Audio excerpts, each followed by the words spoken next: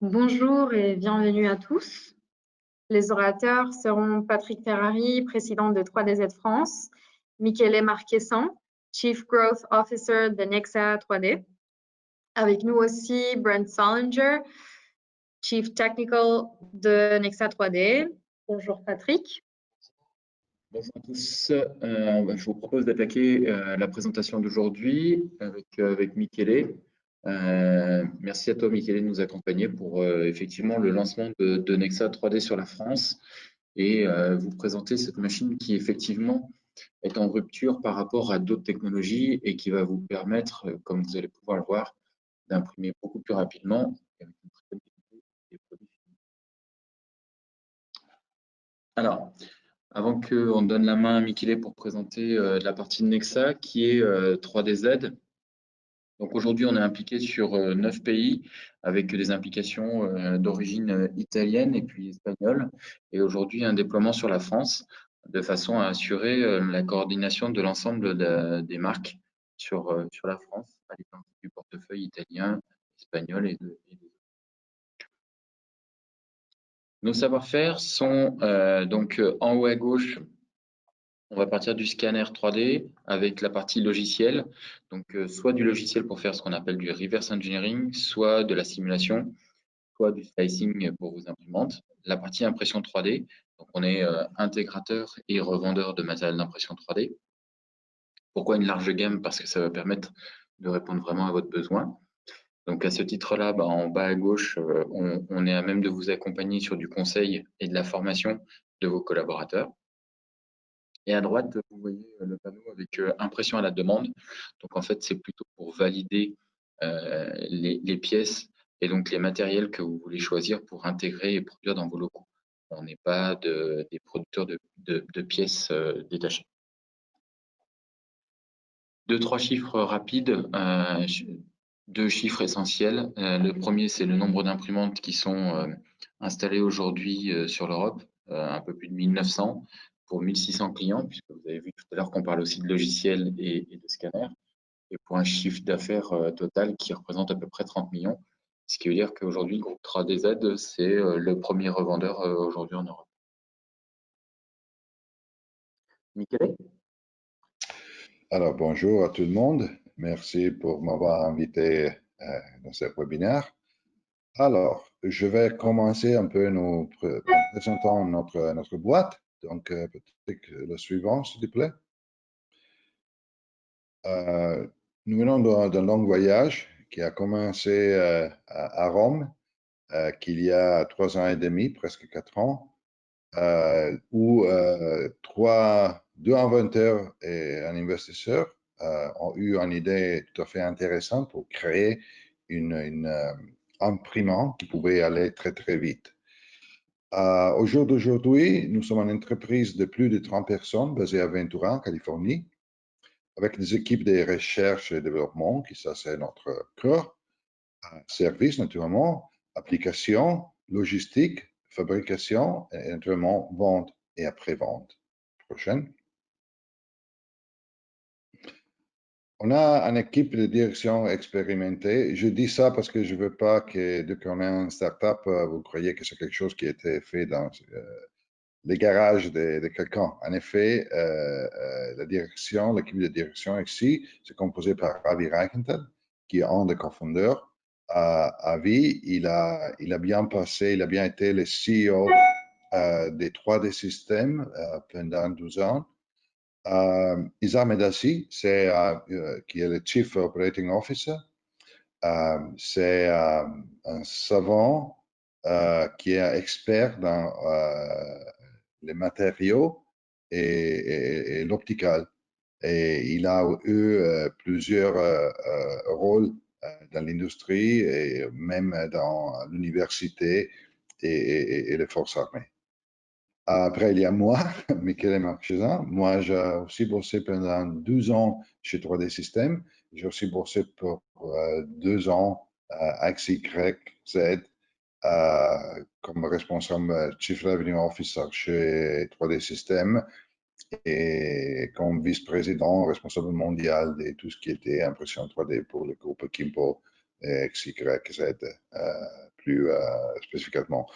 On a aussi les autres deux cofondateurs, Andrea Denaro et Luciano Tringali, qui sont bien occupés sur l'engineering. Et après, Itay Barrel, c'est notre savant qui fait beaucoup de travail sur tout ce qui est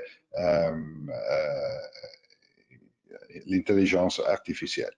Donc, on a ici une grande expertise dans le domaine de production additive, de l'optique, de la chimie, de l'artificial intelligence appliquée, et naturellement tout ce qui est additive manufacturing. Prochaine. Alors, notre produit prochain, c'est la Nexa 400 qui a un incroyable volume d'impression de 19 litres. Prochaine.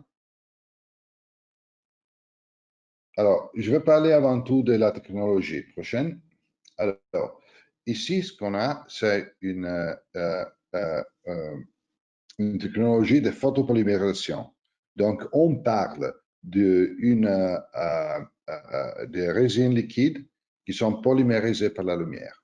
Alors, si on commence en bas, où c'est écrit Light Array, donc ça, c'est, on pouvait choisir, normalement, les résines, ils sont polymérisées par un laser ou par un projecteur. Les lasers, c'est très, très précis, mais par contre, ça va très lentement. Et le DLP, c'est le projecteur, c'est très bien parce qu'il va très, très vite. Mais par contre, la précision, c'est très bien, c'est très précise dans le milieu du plan de travail. Dès qu'on va en dehors du centre, la précision va être un peu perdue. Alors, ce que nous, on a fait, on a décidé de prendre une autre direction. Donc, on a créé une matrix de LED. Donc, comme vous pouvez voir, il y a quelques centaines de LED qui sont, c'est en bas sur le Light Array, qui sont positionnés sur toute la base de travail. Ça nous permet d'avoir quelque chose qui est très, très important, qui c'est une consistance de la lumière sur tout le plan de travail. Ça veut dire que ça peut garantir que les pièces qui sont imprimées au centre, à la moitié dans les coins, ils sont exactement les mêmes parce qu'on a ces formes de lumière qui est consistant. Donc, comme vous pouvez voir, il y a la base, donc le light array qui va s'allumer. Après, il y a la light guide. C'est pratiquement une masque qui permet de collimer la lumière pour avoir une lumière qui va très bien et consistamment en dessous. La LSPC mask, c'est pratiquement un écran LCD qui est composé par des voxels et qui donc permet d'ouvrir ou fermer la lumière. Donc, il va ouvrir que pour faire passer la lumière comme donc créer la couche, donc la lumière pour curer la couche, pour polymériser la couche.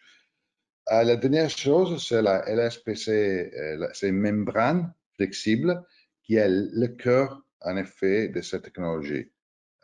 Prochaine.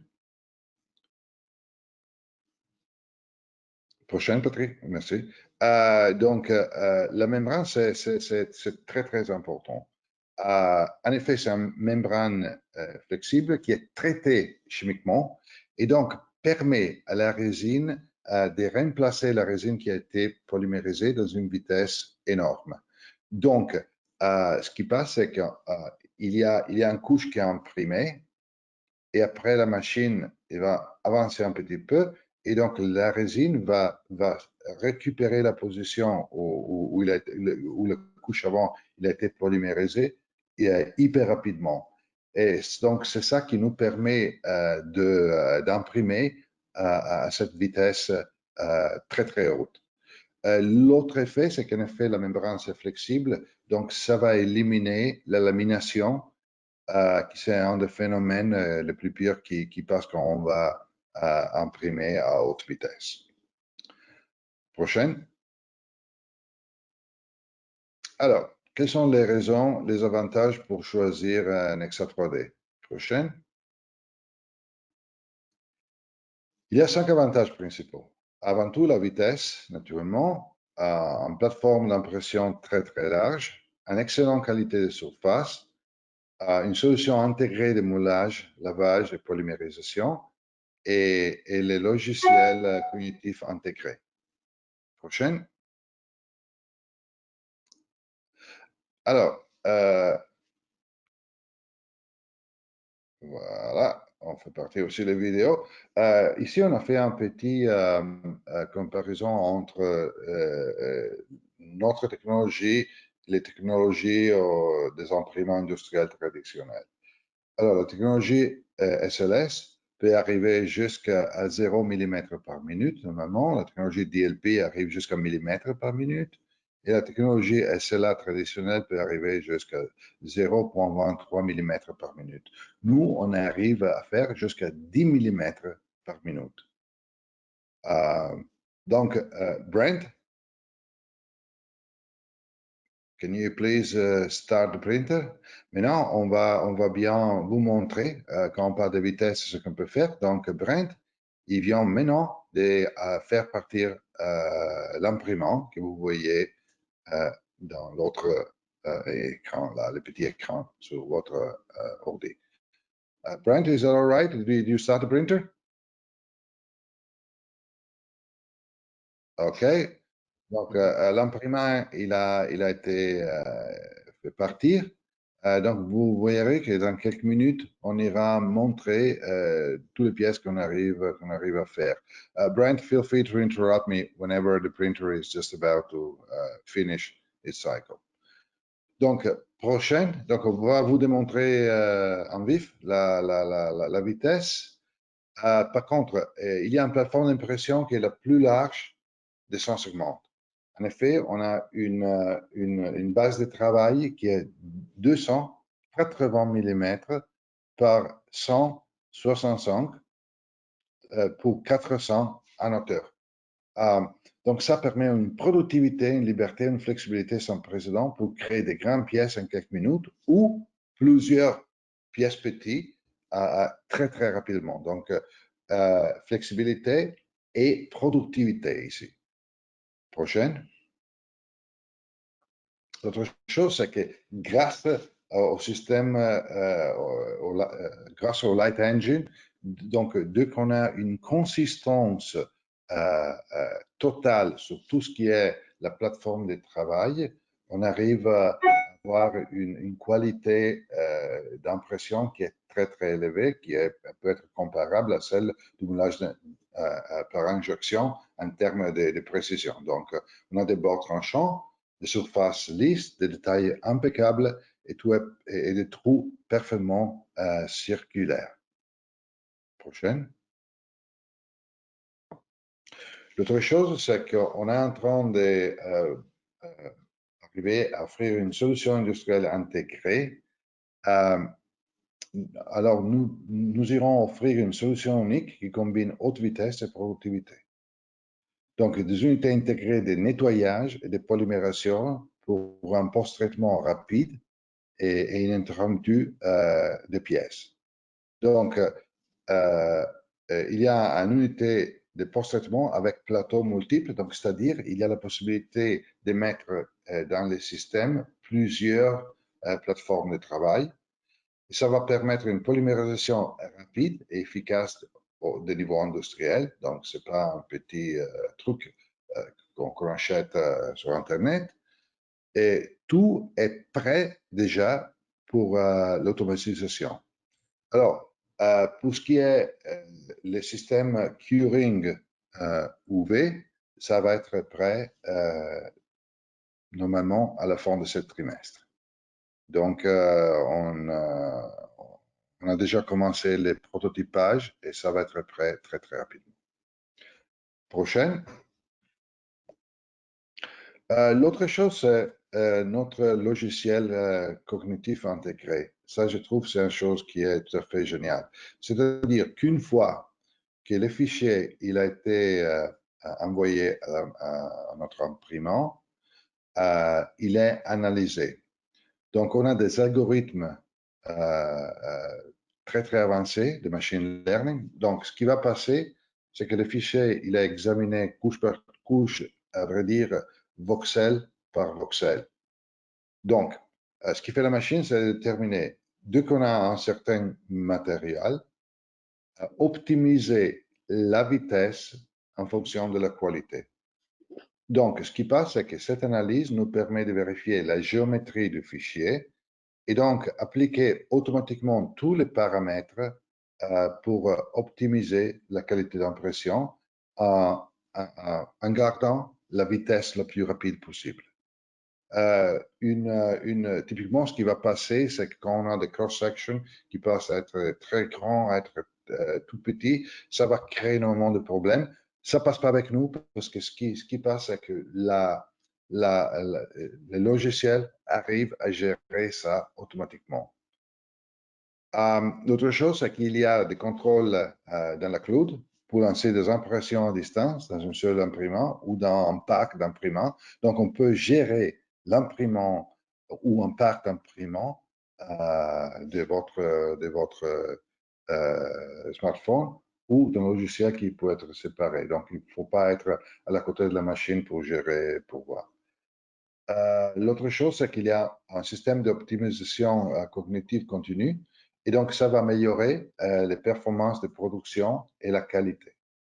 Donc un système de logiciel qui est très, très avancé. Prochain, et qui utilise l'intelligence artificielle. L'autre chose où on a fait vraiment beaucoup de travail, c'est sur notre matériau. Donc, je vais aller très, très vitement sur chaque matériau. Je vais vous donner l'essence de l'étude des matériaux qu'ils sont et donc vous donner des points. Si vous avez besoin de plusieurs informations, vous pouvez les rechercher dans notre site web ou naturellement poser à 3DZ ou moi-même des questions. Prochaine.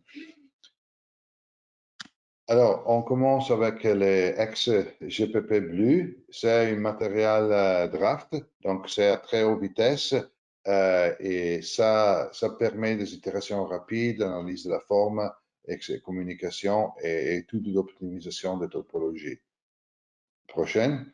Comme vous pouvez voir, il y a des caractéristiques mécaniques qui sont très, très bien. Prochaine.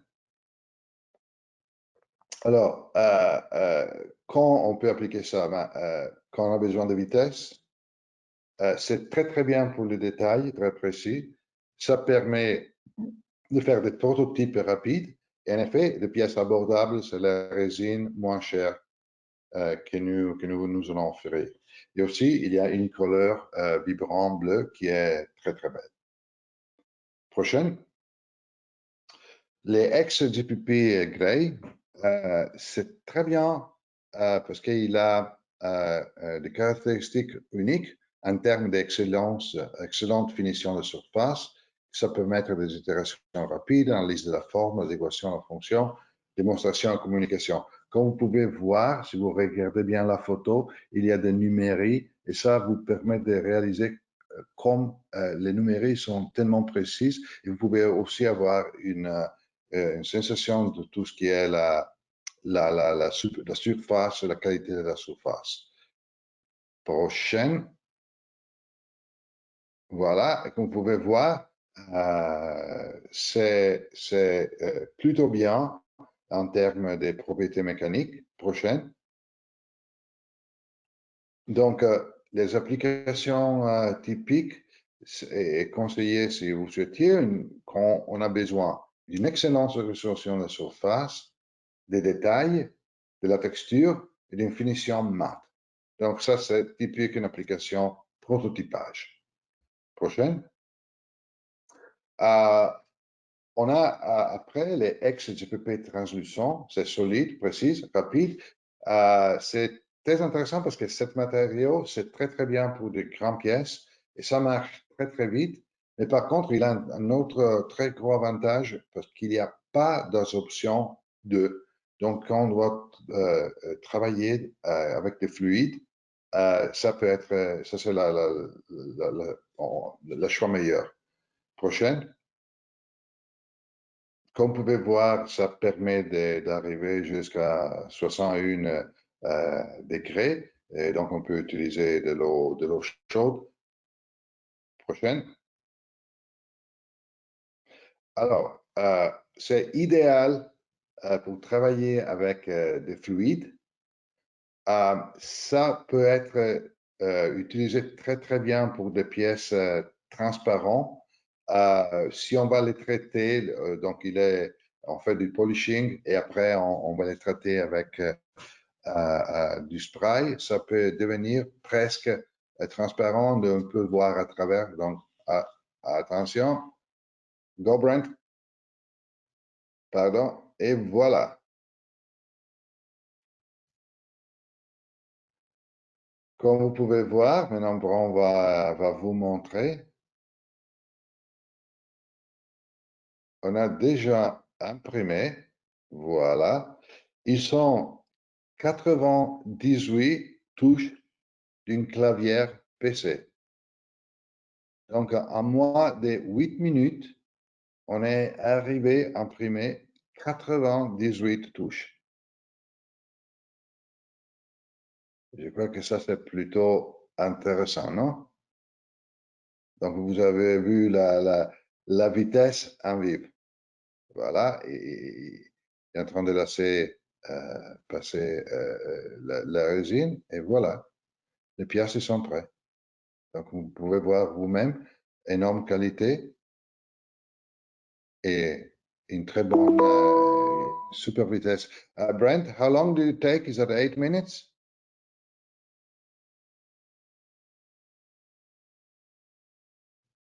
Hello?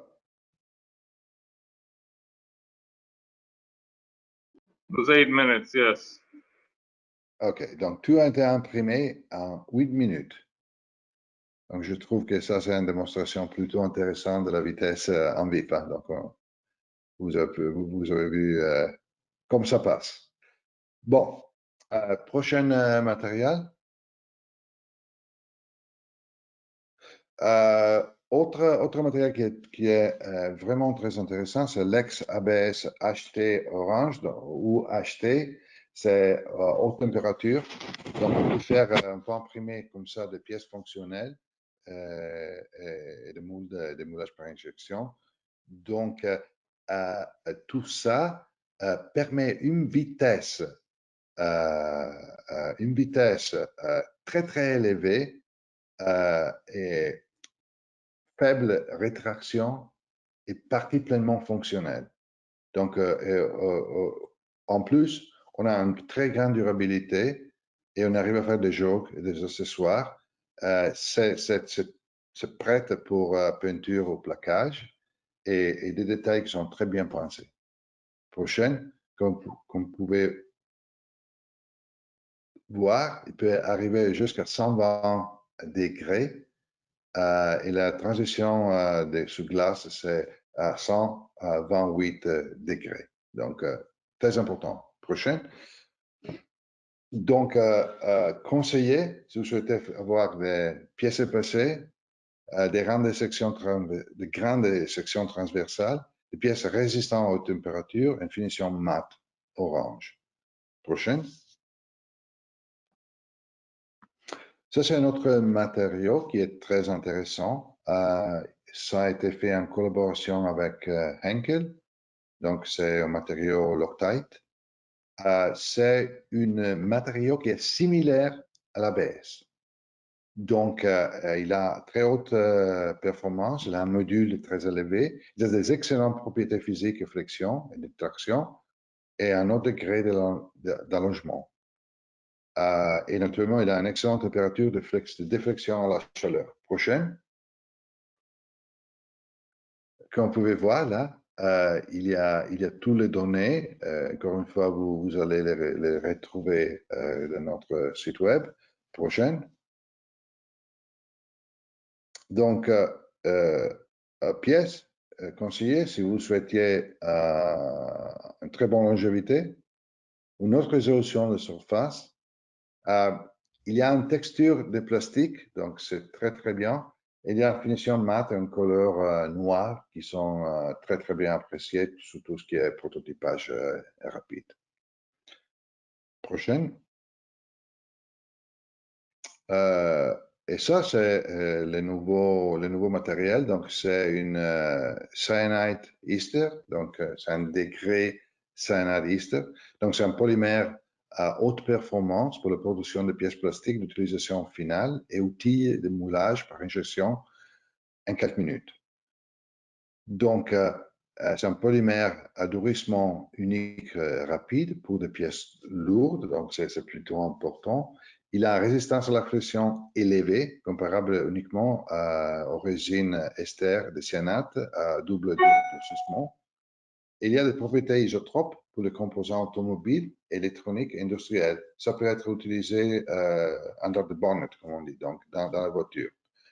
Très bonne résistance à la flexion et résistance aux températures élevées. Prochaine.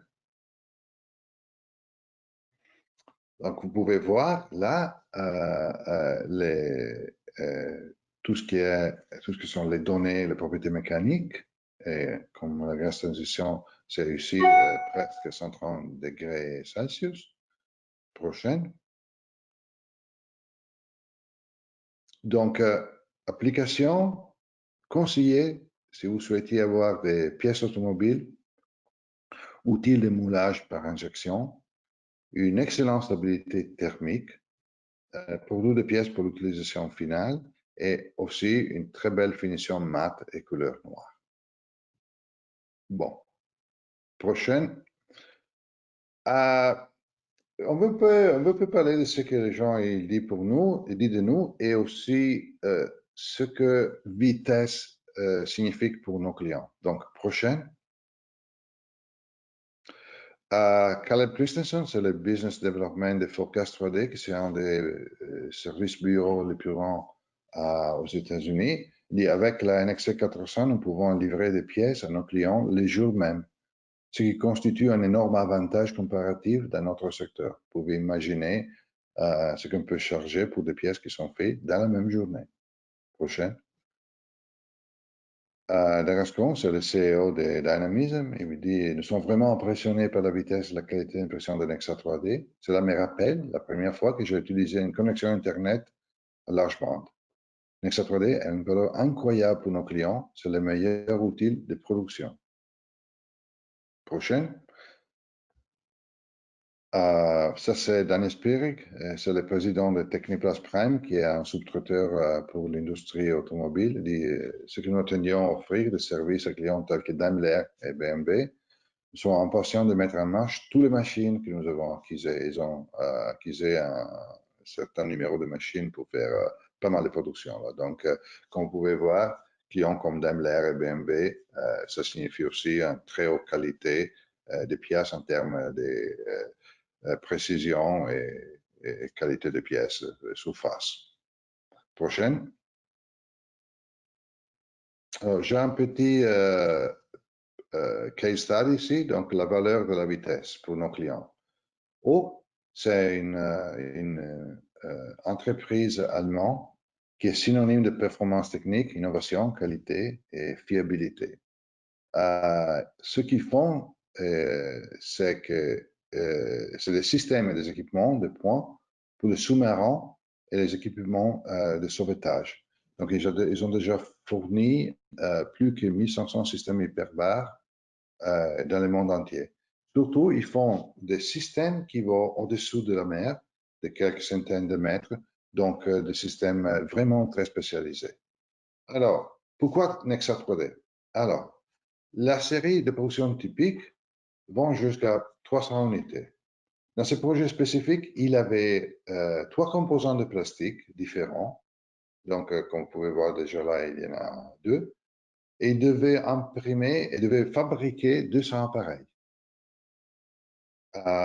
Donc, les pièces en plastique, donc 600 pièces en plastique ont été imprimées en 2 jours, sans frais pour la moule. Donc, ils sont arrivés à faire ça hyper rapidement. Prochaine.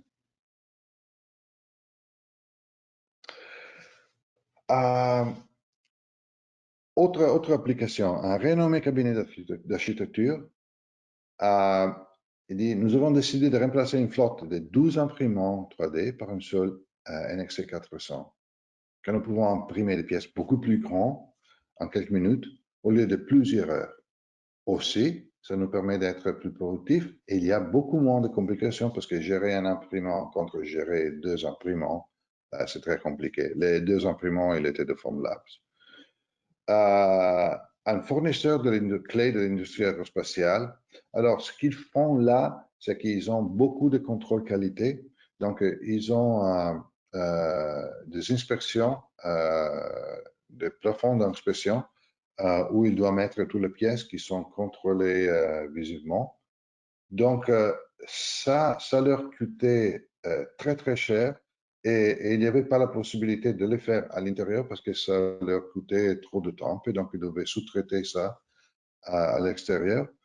Maintenant, avec nos machines, ils peuvent faire ça à l'intérieur parce qu'ils arrivent à faire des pièces très, très rapidement. Et donc, ça leur permet d'augmenter la flexibilité et de réduire les coûts. D'autre côté, la machine, il va tellement vite qu'ils font aussi des autres pièces qui sont installées sur des autres machines de production qu'ils ont. Donc, ils ont tellement de productivité qu'ils peuvent faire des choses qui, même plus que ce qui était leur activité principale. Prochaine. Service très important, service bureau très important. Ils ont dit, nous avions un service de livraison rapide qui avait un délai de 48 heures. Aujourd'hui, avec Nexa 3D, nous pouvons livrer des pièces le jour même. Donc, super, super vite. L'autre chose, c'est un système médical. Alors, c'est un système médical qui fait des dispositifs pour mettre dans la tête des petits enfants qui ont des maladies.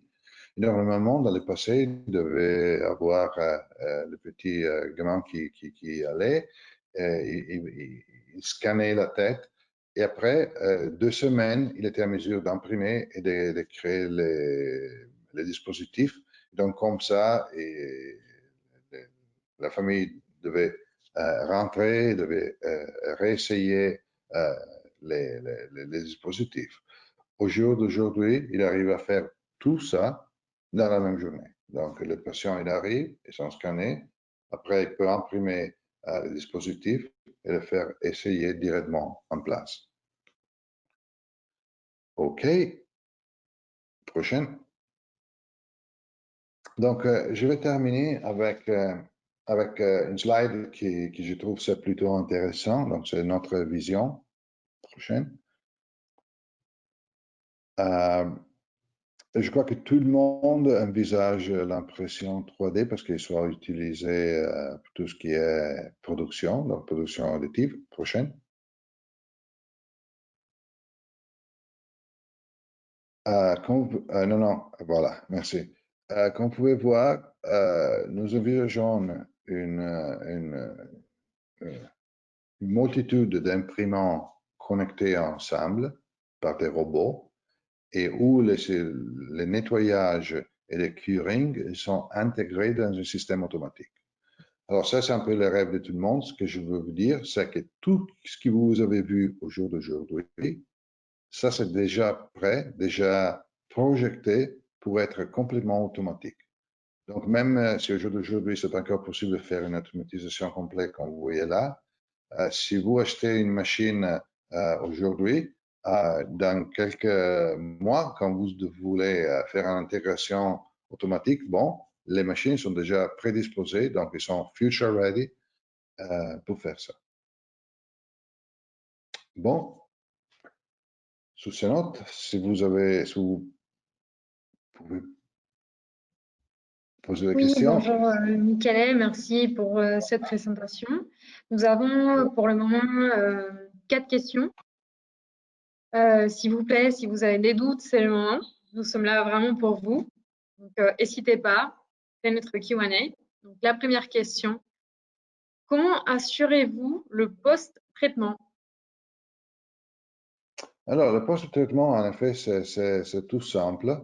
Il faut faire le nettoyage des pièces, c'est-à-dire les pièces, ils viennent de résine liquide, donc il y a une petite couche, très très petite couche de résine liquide qui doit être enlevée. Ça a normalement été fait avec un système qui s'appelle, utilisant un système de IPA, un liquide isopropanol.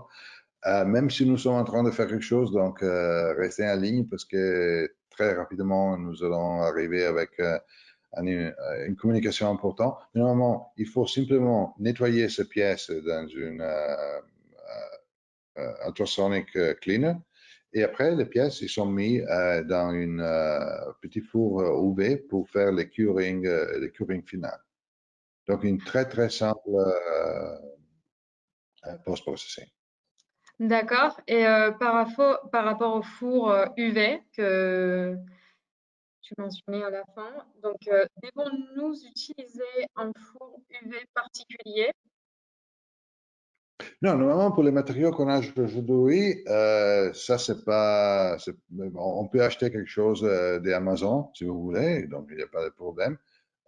Nous, 3DZ, je sais, conseille, elle a déjà des fours à conseiller, donc c'est des choses tout normales. Ce qu'on va faire, c'est de mettre à disposition des fours, notre four, qui est un four à gros performance, où on sera possible aussi régler l'exposition UV, mais elle sera optimisée pour les résines que nous utilisons et aussi on peut contrôler la température. Michele, juste pour que tout le monde aussi comprenne un peu les développements là-dessus, donc sur les résines UV, effectivement, les temps sont programmés matériaux. La dernière fois, on a parlé de matériaux haute température et sur le domaine médical. Est-ce que éventuellement tu peux nous en dire un petit peu plus? Oui, alors, nous, on est en train de travailler sur plusieurs matériaux. Il y a deux matériaux qu'on est en train de terminer la validation que je trouve ils sont très, très importants. Il y a un matériau de grade médical, donc un matériau biocompatible. Et on est aussi en train de bosser, de finir la validation pour un matériau casting. Et je crois, je veux dire, rester en ligne parce que très rapidement, on ira faire des annoncements sur ces deux matériaux.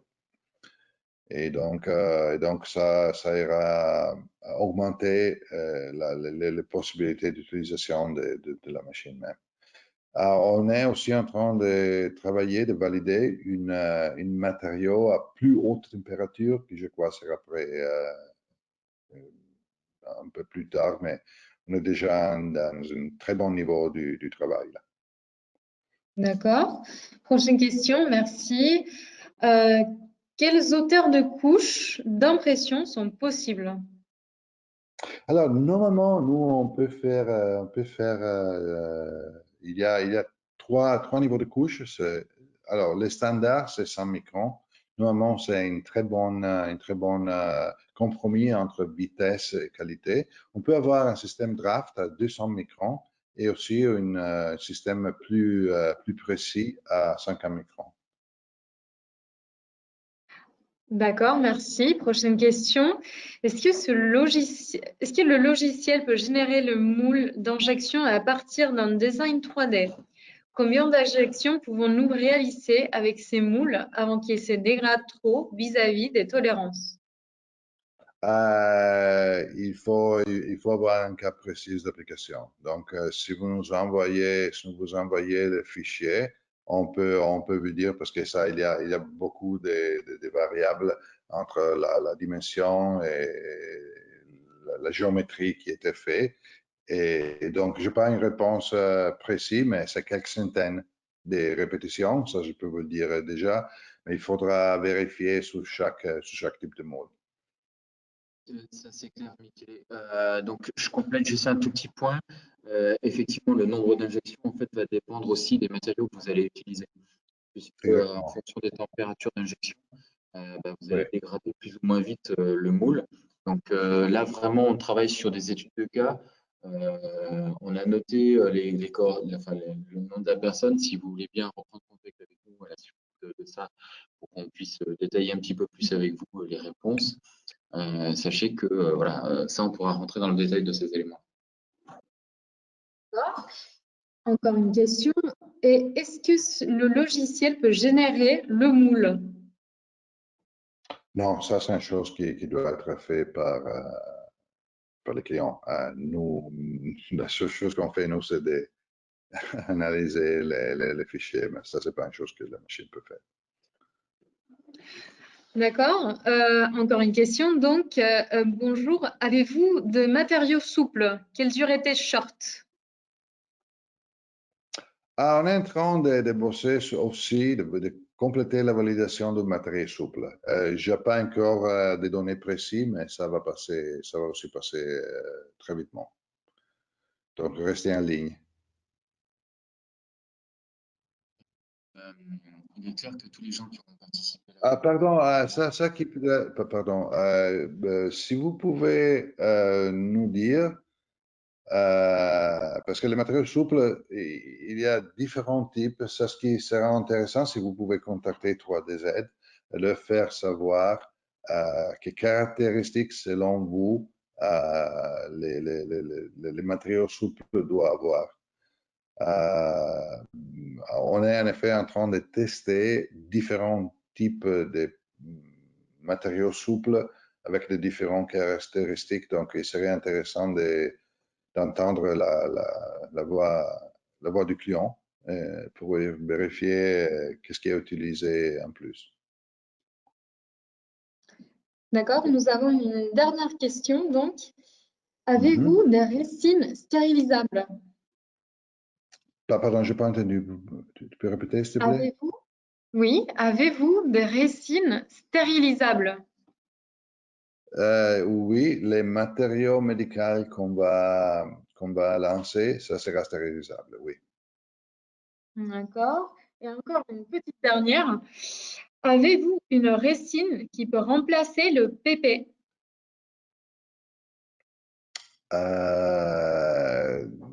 Vous avez vu les résines qu'on a, donc si les caractéristiques mécaniques peuvent être pareilles, ça on peut bosser. Je crois que la résine qui arrive plus proche, c'est l'ex-ABS Black. Par contre, encore une fois, si vous avez des caractéristiques spécifiques, si vous pouvez nous le faire savoir, et donc je peux me renseigner, c'est sur les matériaux qu'on est en train de tester aujourd'hui, il y a quelque chose qui arrive à être un peu plus proche que XABS Black.